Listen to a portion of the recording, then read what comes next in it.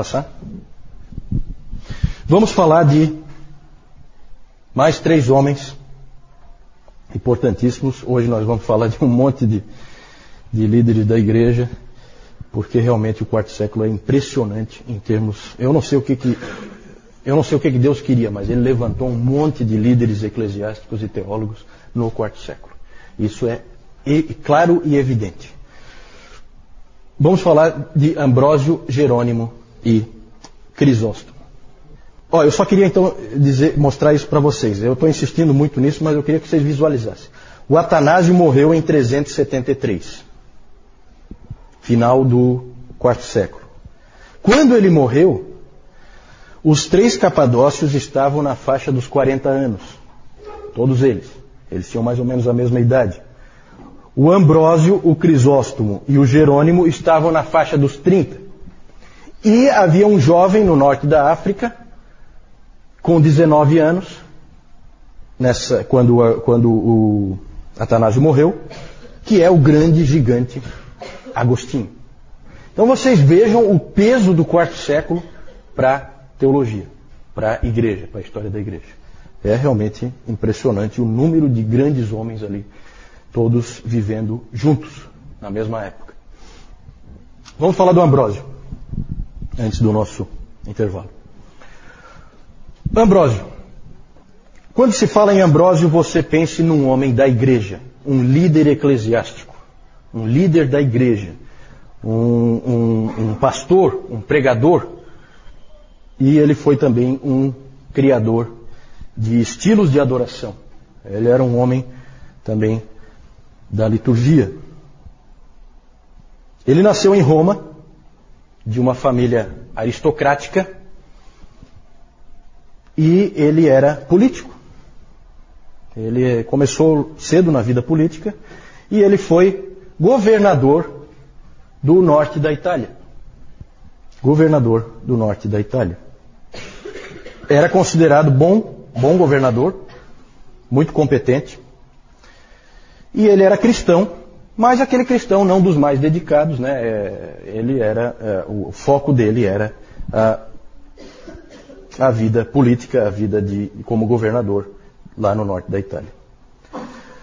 O problema é que a igreja em Milão, onde era a sede do governo, a igreja em Milão vivia um período de grande turbulência, por causa da briga de arianos com os ortodoxos.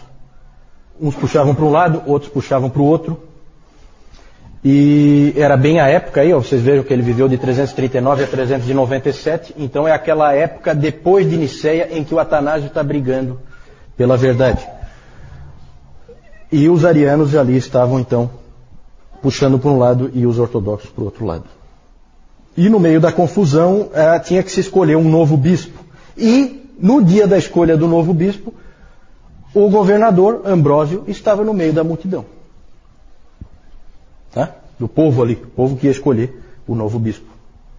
E os dois lados brigando, não se entendiam, e de repente no meio da multidão, uma criança começa a gritar: Ambrósio para bispo! Ambrósio para bispo! Não sei se era cabo eleitoral dele, o que era.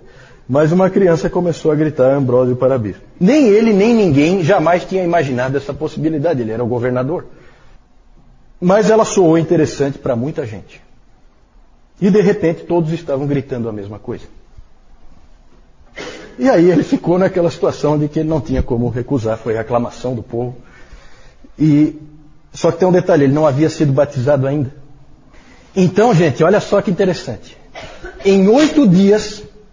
ele foi batizado, ordenado e ordenado bispo.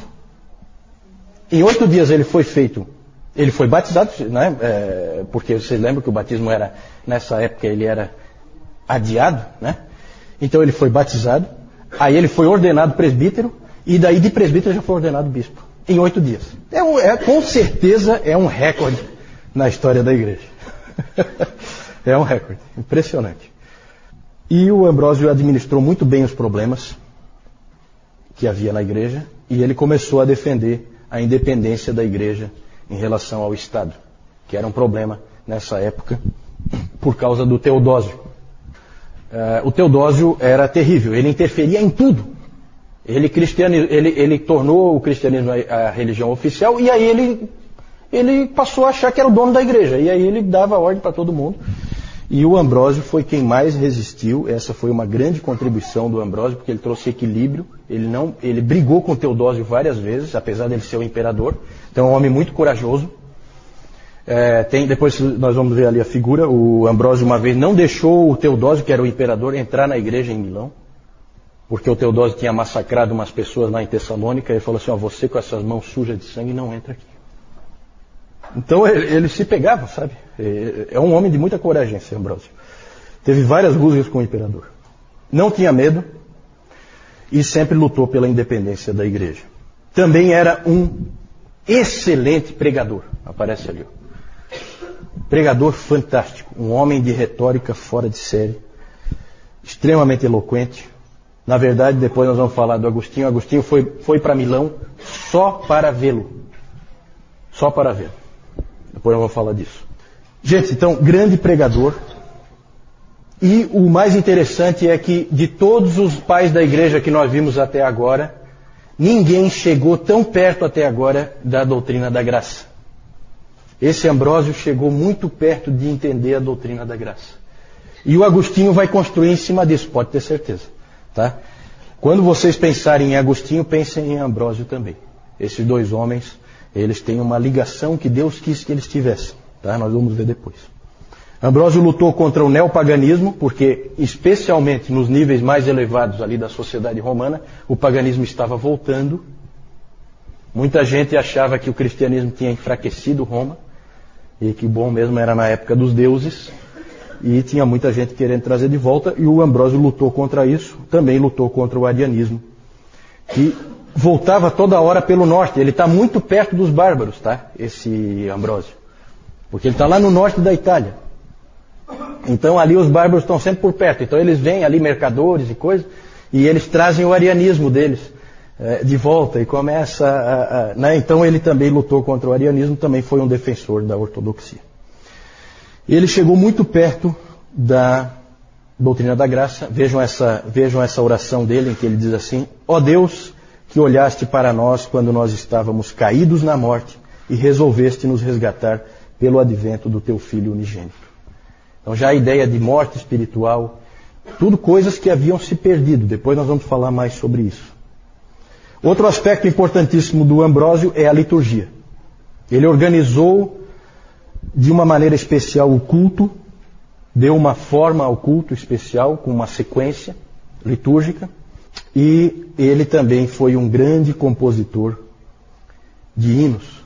Ele deu muita ênfase à música, e inclusive Agostinho escreveu o seguinte: como eu chorei com o canto dos hinos da igreja. Quando Agostinho ia lá na igreja em Milão, e aí a igreja cantava os hinos que o Ambrósio compunha. E eu estava até procurando, eu estava olhando na internet, tem vários hinos que se canta hoje em dia ainda com letras do Ambrósio. Não aqui no Brasil, mas nos Estados Unidos. Você vai naquele Cyber Hymnal, que tem, é um site que tem na internet, que cataloga tudo que é hino.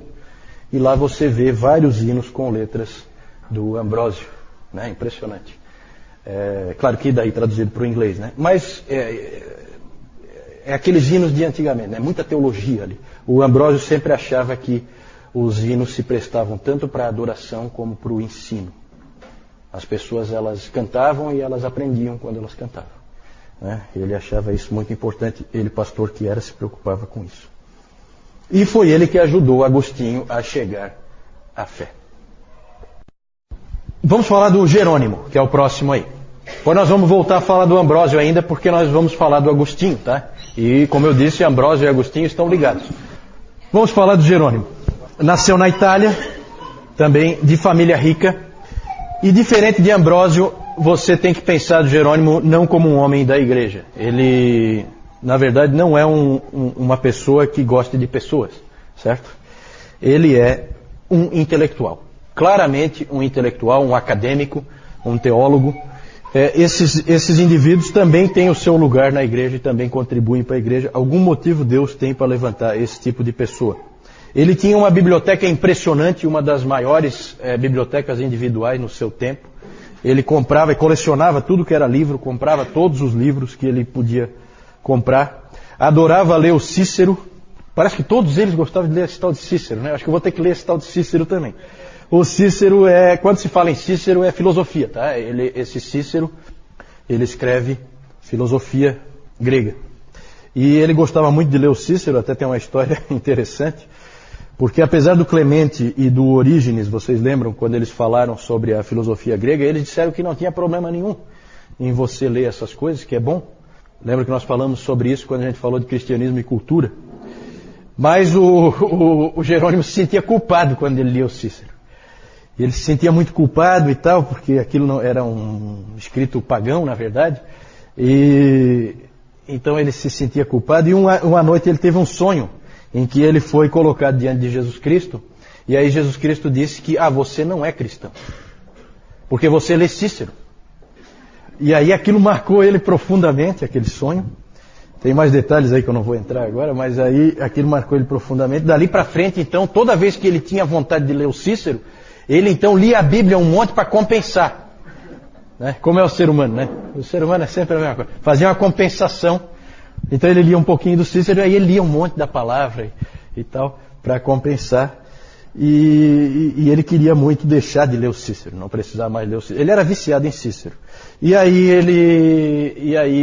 ele acabou, nunca conseguiu parar de ler, e alguém uma vez disse para ele assim, mas você está lendo Cícero? Sim, mas e o teu sonho? Aí ele olhou assim e falou, bom, você sabe, né? A gente não pode dar importância demais para sonhos. Então ele acabou cedendo, né? A maior obra de Jerônimo, com certeza, quem é que sabe? Alguém sabe? Qual é a grande obra de Jerônimo? Ninguém? Tradução da Bíblia pro latim. Como é que é o nome dessa? A Vulgata Latina, exatamente, a Vulgata Latina. Essa é a grande obra dele, trabalhou 22 anos nisso, porque é interessante que ele sabia muito bem, fluentemente, o latim, o grego, que era comum, né, saber essas línguas. Todos os indivíduos que escreviam nessa época no Ocidente sabiam o latim e o grego, e no Oriente sabiam o grego. E o interessante é que ele, uma coisa que não era comum nessa época, ele conhecia também o hebraico.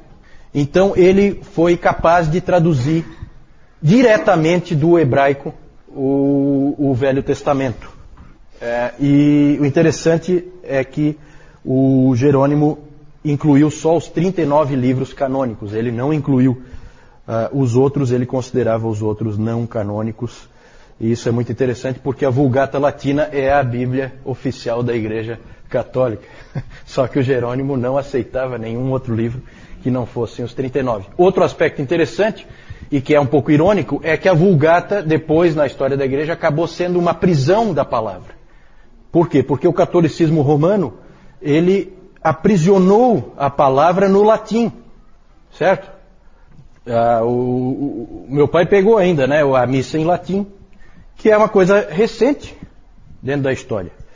Então o latim é a língua divina, vamos dizer assim, certo? Só um minutinho, só que o Jerônimo, o que nós temos que ter em mente é o seguinte, não vamos culpar o Jerônimo por isso.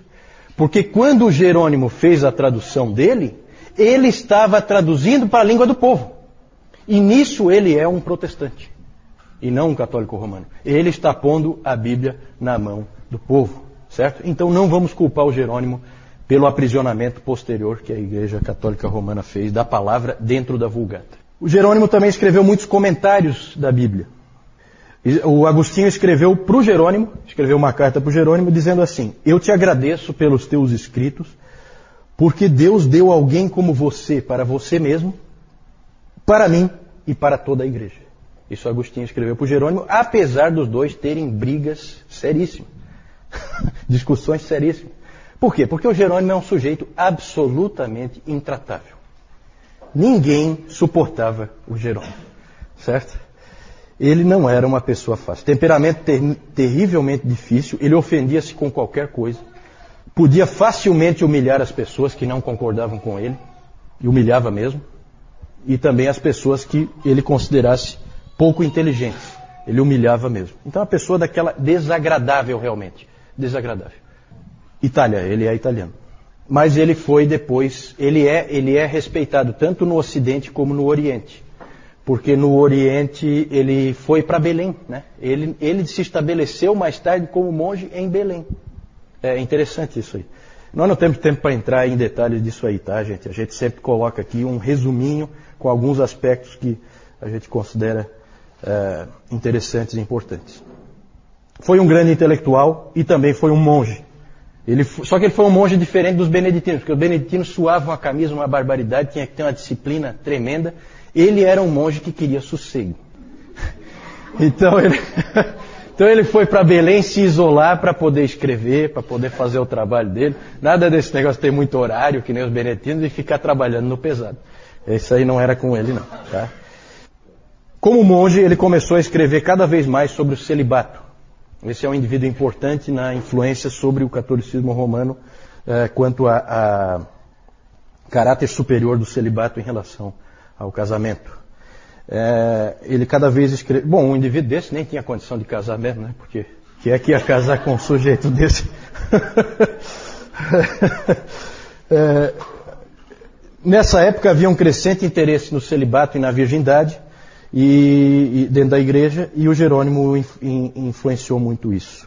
Com ele ficou isso ainda mais forte. O professor Calhoun, ele diz que se Jerônimo fosse dar notas, ele daria para o celibato um 10, para a viuvez um 6 e para o casamento um 3. Certo? Jerônimo, ele escreveu um livro chamado A Perpétua Virgindade da Bem-aventurada Maria, e ali ele escreveu um trecho assim, ó. O assento está macio, o chão está varrido, as flores estão nos vasos, o jantar está pronto. Diga-me onde, em meio a tudo isso, há espaço para pensar em Deus. Certo? Ele estava colocando os cuidados desse mundo, os cuidados típicos de uma família, como um empecilho à vida com Deus, à vida de comunhão com Deus. E isso aí ficou sem resposta, tá, gente? A resposta viria, mas só vem a resposta lá no tempo da Reforma com Lutero e Calvino, e, para usar um exemplo de dentro da própria Igreja Católica Romana, com o irmão Lourenço. Certo? Alguém já ouviu falar do irmão Lourenço? Irmão Lourenço, vamos falar dele mais para frente. Vamos adiante? Vamos falar do Crisóstomo. Crisóstomo, esse é importante principalmente no Oriente. Ele nasceu em Antioquia, que é no Oriente, e foi bispo de Constantinopla, que nós vimos que era a cidade mais importante nessa época. O Crisóstomo, esse nome Crisóstomo quer dizer boca de ouro. Esse é um apelido dele, tá? O nome dele, na verdade, é João. E ele recebeu esse nome boca de ouro porque era um maravilhoso pregador. Fantástico. Nasceu em Antioquia e foi convertido pela influência de Basílio. Então é interessante como aqui um influencia o outro, é interessante tudo isso. A mãe dele era cristã e viúva, e ela fez um trabalho excelente criando esse menino, esse rapaz, nos caminhos da fé. Libânios era um sujeito que era o maior retórico. Retórico é um indivíduo que ele é pago para falar. Libânios era o maior retórico do seu tempo. E o Libânios queria, por toda a lei, pegar o jovem para si, para trabalhar com ele, por causa da grande capacidade de oratória que o Crisóstomo tinha. A mãe dele que impediu, a Antusa, né, a mãe dele, impediu que ele levasse o seu dom para longe do Senhor. Segurou ele para que ele trabalhasse para a igreja. Foi o Libânios que disse a famosa frase: que mulheres esses cristãos têm? Que mulheres esses cristãos têm? E realmente, na história da igreja, a gente vê que aquele famoso ditado é verdadeiro, né? Por trás de todo grande homem há sempre uma grande mulher. A não ser casos como o do Jerônimo, que daí atrás dele não tem ninguém, porque ninguém consegue ficar. Ninguém consegue, acho que nem a mãe dele aguentava ele. Certo? João Crisóstomo tornou-se um pregador e dos grandes. Ele tinha uma linguagem vívida, ilustrações marcantes e aplicações extremamente perscrutadoras. Era um excelente pregador. De todos os homens que nós vimos até agora, ele é o mais agradável e fácil de ler. Os escritos dele são os mais fáceis para você ler hoje. Eu li um trechinho de uma pregação interessante, porque ele pregava sequencialmente nos livros da Bíblia, certo? Como as igrejas reformadas fazem, e como a gente faz aqui, o Newton faz aqui, ele fazia assim também. Peguei um trecho lá de 1 Coríntios, bem interessante a pregação dele. O Charles Spurgeon ele admirava profundamente o Crisóstomo pela sua pregação, mas tem um outro lado. O Spurgeon ele ficava decepcionado, por um outro lado, com o Crisóstomo. Ele admirava pela pregação, mas por outro lado, ele ficava decepcionado por encontrar tão pouco da graça nos ensinos de Crisóstomo, que era comum nessa época a doutrina da graça de Deus estar ofuscada e apagada. Há só indícios e nada mais. Mas ele é lembrado como um grande exegeta, o maior exegeta do seu tempo. Ou seja, um indivíduo que sabe explicar o sentido da palavra. Ele vai e explica a palavra com perfeição. Calvino achava que Crisóstomo era o supremo exegeta das Escrituras. Calvino admirava muito Agostinho, todo mundo sabe disso. E ele cita o Agostinho mais do que ninguém, ele cita Agostinho mais do que todos os outros juntos. Né? Mas ele se decepcionava profundamente com a exegese do Agostinho, que era realmente um desastre. Por quê? Por que o Agostinho errava na exegese? Porque ele era adepto da escola de Alexandria de interpretação da Bíblia, o Agostinho. E eu vou mostrar para vocês daqui a pouco uns exemplos da escola de Alexandria, vocês vão entender por quê. A escola de Alexandria sempre interpreta a Bíblia de maneira alegórica. Existe o sentido literal, mas eles consideram o sentido literal inferior, não tão importante. O mais importante é o sentido escondido, místico, nas Escrituras, certo? E o Agostinho foi um pouco atrás disso aí. A outra escola era a escola de Antioquia, que sempre pregou o sentido literal das Escrituras. E o Crisóstomo é da escola de Antioquia, certo? Então a gente, com certeza, nós nos sentiríamos muito mais confortáveis em Antioquia do que em Alexandria. Né? Nós hoje interpretamos a Bíblia o mais literal possível, certo? O que deixa todos impressionados é o seguinte: como é que pode o melhor exegeta não ser o melhor teólogo? Isso é um enigma que o próprio Calvino se questionava. Como é que pode o maior exegeta, o indivíduo que mais entendeu o que está escrito ali na palavra, não ser o maior teólogo? O maior teólogo é Agostinho. Como é que pode isso? Eu não sei, eu acho que ali Deus deve ter mostrado que nenhum homem se basta a si mesmo. A igreja precisa sempre de todos. Eu acho que é isso, né? E ninguém é perfeito. Ele foi também, esse Crisóstomo foi um grande pastor. Ele ainda não era pastor, ele ainda não era presbítero, e ele já escreveu um livro sobre o ser presbítero, né? Mesmo ele não sendo. E é um belo livro. O Calhoun disse que é um livro útil ainda hoje. E ele escreve que o pastor deve ter grande discrição e grande zelo. Deve ser uma pessoa discreta e extremamente zelosa. E o Crisóstomo disse que o ofício do pastor é duplo: povo e pregação. Você deve dar ênfase idêntica a essas duas coisas. A ênfase deve ser a mesma: cuidar das pessoas e cuidar da pregação. Certo? Aí então nós vemos aquele quadro ali, é o Ambrósio recusando a entrada do Teodósio. Não vai entrar na igreja de jeito nenhum. Certo? Esse é o quadro que está lá. Ali o Jerônimo, é interessante porque o Jerônimo, ele lá em Belém, ele acabou se associando com algumas freiras, e ele ensinava essas freiras, e com elas ele se deu muito bem. Que é uma coisa que surpreendeu todo mundo, porque ele não se dava bem com ninguém. Certo? E aqui o Crisóstomo, ele era realmente, bem assim como está retratado aí, ele era baixinho. É engraçado quantos grandes pregadores eram realmente tampinhas, né? Dr. Lloyd Jones eu acho que era desse tamanho, assim, né? E é um pregador fantástico, segundo John Piper, o maior pregador do século XX. Gente, eu quero mostrar só para vocês a interpretação alegórica, tá? O grande destaque da interpretação alegórica é Orígenes, tá? Aquele que quando era bom era muito bom e quando era ruim era muito ruim, certo? E aqui eu quero mostrar para vocês uns exemplos. O Orígenes, ele dizia que a interpretação das Escrituras é em 3 níveis, que correspondem às 3 partes do ser humano. Tudo isso aí ele tirou da filosofia, tá? Da filosofia grega. platônica. Então o nível da carne é a interpretação literal e óbvia da Escritura. Então aquilo que você lê ali, a interpretação literal, corresponde à carne ou ao corpo humano, que é visível e evidente a todos que o veem. Esse tipo de interpretação é para os indoutos. O nível da alma, aqueles que já fizeram algum progresso na vida cristã começam a discernir sentidos mais além do óbvio. Tá? Isso aqui eu tirei de um artigo do Augusto Nicodemos, tá? É um artigo bem legal sobre a interpretação das Escrituras. Tem lá no Monergismo. E o nível do espírito, que é o máximo, né? A interpretação alegórica, própria dos que são espirituais. E é um desastre, vocês vão ver. É um desastre, né? Vamos ver então alguns exemplos de interpretação alegórica. Olha só, Rebeca vem tirar a água do poço e encontra os servos de Abraão. Gênesis 24. O que isso significa? Significa que diariamente devemos vir aos poços da Escritura para ali nos encontrarmos com Cristo. Era isso que o texto queria dizer, certo?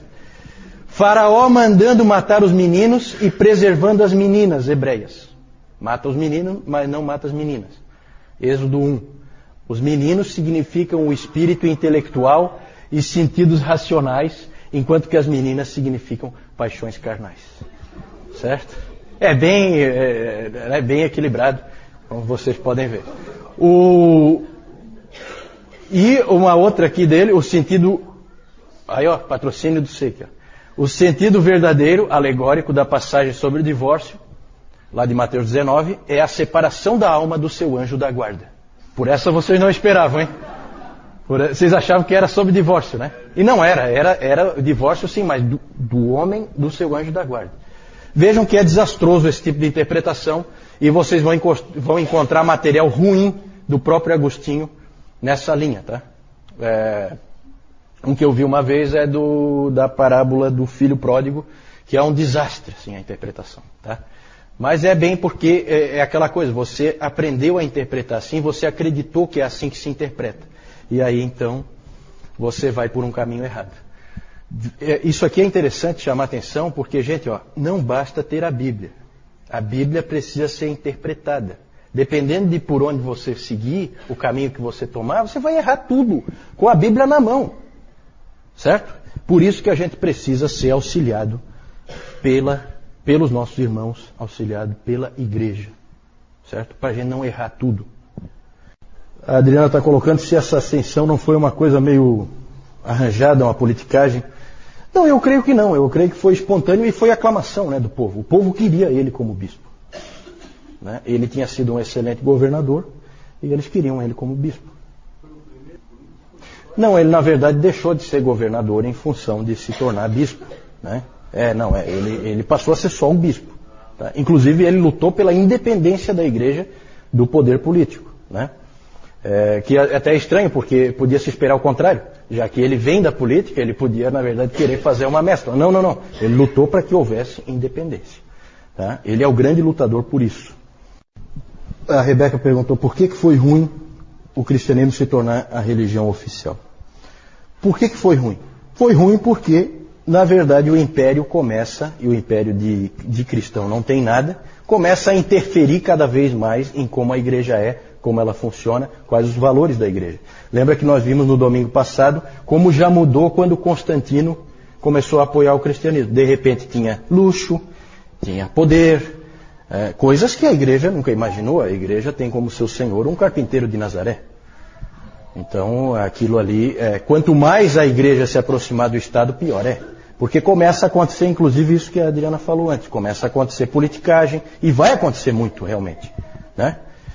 Então, o líder político vai acabar nomeando os bispos nas igrejas. Isso vai acontecer direto na Idade Média. Direto. Então, por isso que é ruim. É ruim.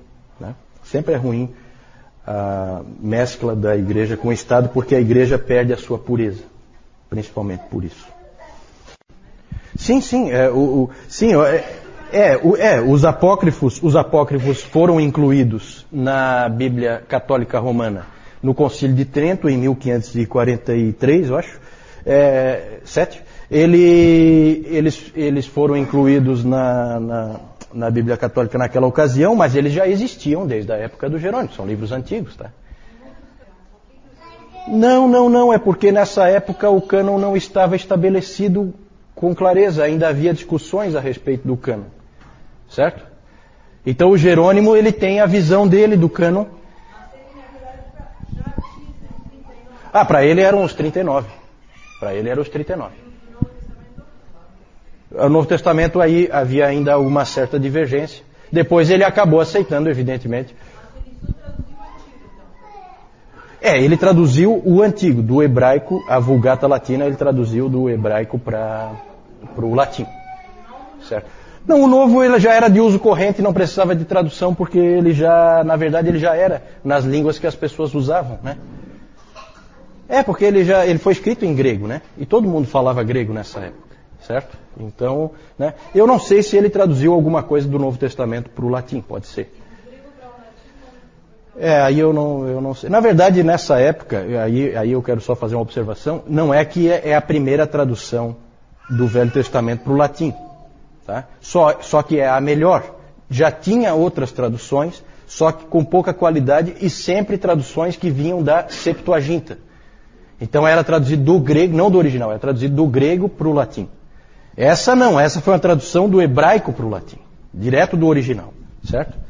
Porque o latim passou a ser a língua oficial do Ocidente. Certo? É interessante como Deus sempre usou essa coisa de ter uma língua que é universal, para permitir a comunicação entre pessoas que falam línguas diferentes. Isso vale até hoje. Né? Por isso que eu incentivo sempre, no outro CTB já incentivei, peguem os seus filhos, ensinem inglês para eles. Nós temos o Jaime ali, que é o Jaime e a Edna ali, que são professores de inglês. Invista nisso aí, tá? Invista nisso aí, porque nunca se sabe se algum desses meninos aí não vai ser um futuro Agostinho, uma coisa assim. Esses indivíduos têm que saber escrever numa língua universal, porque sempre foi assim, tá? Um Lutero, não adianta ele escrever em alemão só, ele vai ter que escrever em latim também, senão não entra nos outros países o que ele escreveu, certo? E assim com tudo, o Calvino mesma coisa. Certo? Porque a língua vigente, na época deles, era o latim. Era a língua universal para você fazer transitar pelos países. Hoje é claramente o inglês. Certo? Então isso aí é uma coisa que quebra barreiras, né?